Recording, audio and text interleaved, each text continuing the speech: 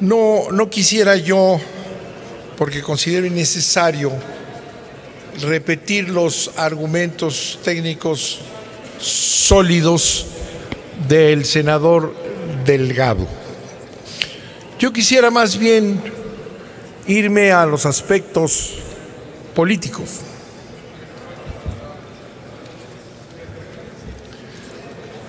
Congresos de los estados. El ejemplo que pone Delgado sobre Tabasco es interesante y nos puede llevar a conclusiones importantes. El ejemplo que pone el señor senador Corral es valioso, el Congreso del Estado. Pues lo que estamos viendo, y no queremos analizarlo realmente de fondo, es la corrupción de los partidos políticos aquí representados. Entonces, los congresos de los estados están aprobando porque se hacen alianzas como aquí hay. Pero ¿qué es lo que sucede en todo el país? La corrupción de los diputados locales, la compra de los diferentes partidos y el arreglo corrupto que permite a los gobernadores hacer lo que aquí se trata de reformar. Entonces, como está corrompido el sistema político, como están corrompidos los diputados locales, habría que hablar de Puebla aquí, ¿verdad? Todos son compinches del gobernador, ¿verdad? Entonces el gobernador de Puebla tiene una gran mayoría de un liderazgo extraordinario que está realmente cimentado en la corrupción.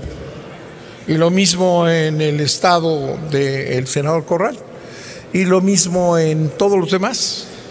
Entonces vamos a resolver la corrupción de los partidos y de sus representantes haciendo una reforma constitucional que, además de no resolver el problema, sí atenta contra la soberanía de los estados. Por eso es una vergüenza que el Senado, que representa a las entidades, ahora les vamos a llamar, ese es otro tema para la siguiente, a los estados de la República, estén votando sistemáticamente en contra de la soberanía de los estados, ¿verdad? La corrupción es lo que hay que atacar, ¿verdad? Que logren los partidos que sus representantes en los congresos no se vendan para que este sistema se ponga en orden. Y por eso se dice y se repite, el principal problema de México es la corrupción, y la corrupción de los gobernadores que corrompen a sus congresos es un problema grave que hay que atacar de otra manera, no destruyendo el sistema federal. Ya aquí se han analizado muchos aspectos. ¿Por qué esta medida ineficaz crea todo este asunto, pero no controla el endeudamiento del gobierno federal? Ya se los leí. Vamos a controlar el monstruoso enriquecimiento de corrupto allá y el crecimiento brutal de los endeudamientos de 7 estados. ¿Verdad?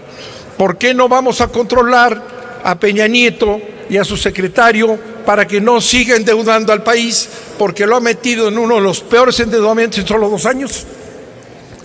Entonces eso sí no importa. Pero entonces somos nosotros representantes de Peña Nieto, pero no nos interesa que se limpien los congresos de los estados, que se ataque la corrupción en los estados y también en la federación. Miren, les voy a explicar otro tema que no se ha tocado. El trato desigual de la deuda federal, pues ya lo vimos, un verdadero endeudamiento salvaje de Peña Nieto en solo 2 años, aprobado en el Congreso de la Unión. Pero hay otro elemento. Si vemos el endeudamiento desde el punto de vista político, recordemos cómo se fue gobernando a partir de Fox. Yo me acuerdo muy bien, Fox entra a gobernar con la mayoría de los estados en manos de gobernadores priistas.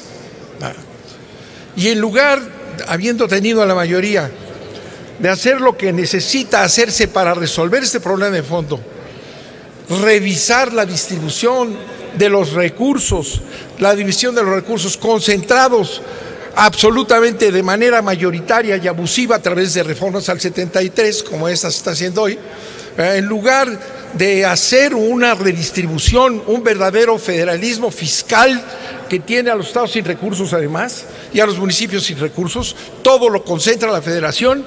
Fox, ¿qué hizo?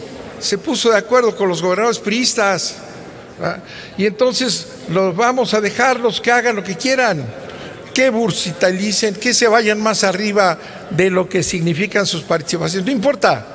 Así gobernó Fox con gobernadores que se prestaron a este juego.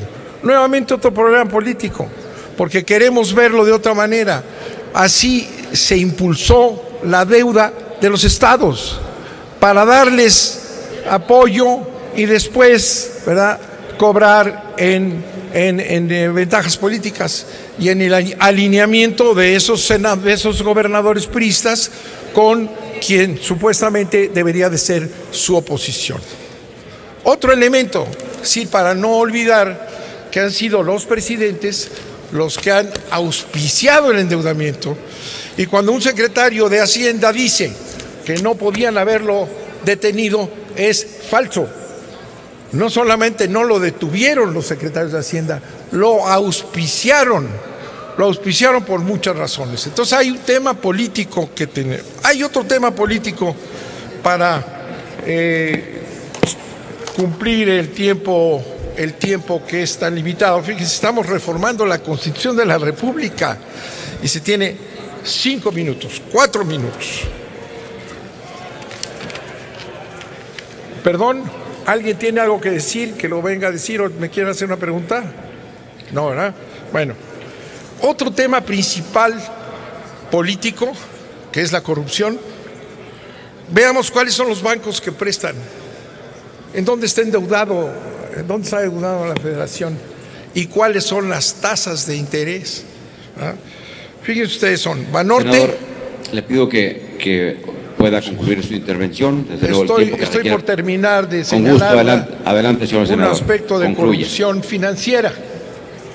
Banorte es el mayor acreedor de los estados y municipios, ¿verdad?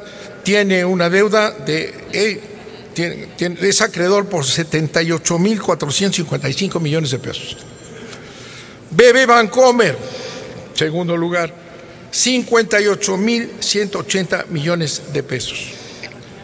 Banco Interacciones, que tiene que ver con el primero, si se acuerdan ustedes, Interacciones y Banorte, propiedad de Carlos Heinrón, cuya cartera pasó en 2013 de 40,599 millones de pesos a cerca de 70,000 millones de pesos para noviembre de 2014. Señalado el pasado 6 de noviembre, en los últimos 10 años ha incrementado 17 veces la cartera de crédito para estados y municipios. ¿Qué es lo que significa esto?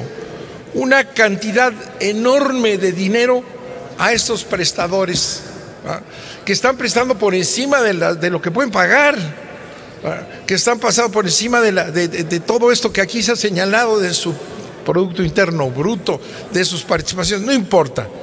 Pero estos bancos están sueltos para prestar todo lo que quieran. Ahí está la corrupción. Ahí está la corrupción. Y el secretario de Hacienda, no me refiero a este, sino a cualquiera de los que han estado ahí, bien podía haber detenido esta corrupción, ¿verdad? Pero no, también ahí está la corrupción. Entonces no hagamos, ¿verdad?, una simulación de resolver problemas atacando la estructura política de este país, como lo van haciendo una tras otra, para llevar a la República Mexicana a un presidencialismo autoritario, ahora ya a punto de ser militar y policíaco, por encima de la autonomía de los estados, que es el punto de partida con los municipios de la estructura política del país que están destruyendo. Mejor cuiden la corrupción. Los secretarios de Hacienda tienen muchísimos instrumentos. No es cierto que no hubieran podido, falso, la auspiciaron. Lo saben, y ahí están los bancos principales. ¿Por qué no revisan cuáles son las tasas y cuáles son los negocios que los impulsan? Ahí está el tema, la corrupción, de presidentes que impulsan el endeudamiento, de bancos que se engordan con estos endeudamientos y de la corrupción de los partidos políticos que tienen en los congresos de los estados representantes que se venden. Corrupción del aparato político y de la élite política de este país. Muchas gracias, señor presidente. Gracias, senador Manuel Bartlett Díaz.